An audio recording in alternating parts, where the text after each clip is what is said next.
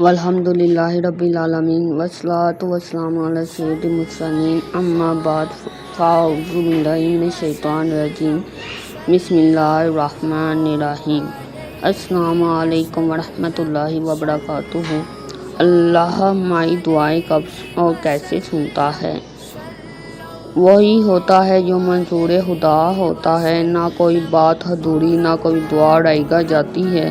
اللہ تعالیٰ اپنے بندوں سے بے پناہ محبت کرتا ہے اور ان کی دعاؤں کو سنتا ہے۔ قرآن مجید میں اللہ نے فرمایا، اور جب میرے بندے تم سے میرے بارے میں پوچھیں تو کہہ دو میں قریب ہوں، دعا کرنے والے کی دعا قبول کرتا ہوں جب وہ مجھ سے دعا مانگتا ہے۔ یہ آیت واضح کرتی ہے کہ اللہ تعالیٰ ہماری دعا کو سننے والا ہے، لیکن سوال یہ پیدا ہوتا ہے کہ اللہ کب اور کیسے ہماری دعائیں قبول کرتا ہے۔ نمبر 1، دعا فوری قبول ہوتی ہے۔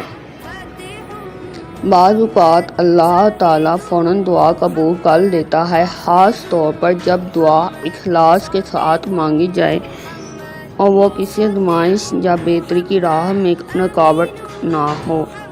انبیاء کرام اور صالحین کی دعائیں اکثر اس زمرے میں آتی ہیں، جیسے کہ حضرت زکریا علیہ السلام کی دعا پر فوراً انہیں حضرت یحییٰ علیہ السلام کی خوشخبری دی گئی۔ نمبر 2، دعا کو کسی آزمائش سے بچانے کے لیے قبول کیا جاتا ہے۔ کبھی ایسا ہوتا ہے کہ انسان کسی مشکل یا پریشانی میں مبتلا ہونے والا ہوتا ہے، لیکن اس کی دعا اس مصیبت کو ٹال دیتی ہے۔ یہ بھی دعا کی قبولیت کا ایک طریقہ ہے، کیونکہ اللہ بہتر جانتا ہے کہ بندے کے حق میں کیا بہتر ہے۔ نمبر 3، دعا کو آخرت کے لیے ذخیرہ کر دیا جاتا ہے۔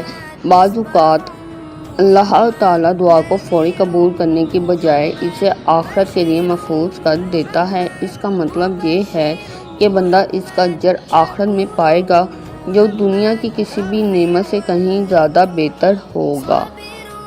دعا کی قبولیت کے لیے شرائط۔ نمبر 1، اخلاص۔ دعا میں صرف اللہ سے مانگا جائے، بغیر کسی ریاکاری یا شرک کے۔ نمبر 2، حلال روزی۔ جو شخص حلال کمائی کرتا ہے، اس کی دعا جلدی قبول ہوتی ہے۔ نمبر 3، صبر اور استقامت۔ دعا کی قبولیت میں تاخیر ہو سکتی ہے، لیکن اللہ پر بھروسہ رکھنا ضروری ہے۔ نمبر 4، اچھے وقت میں دعا۔ تہجد، جمعے کے دن، بارش کے وقت، اذان اور اقامت کے درمیان دعا کی قبولیت کے بہترین لمحات ہیں۔ یہ معنی دیر ہے اندیر نہیں، رحمت رب کا قیاس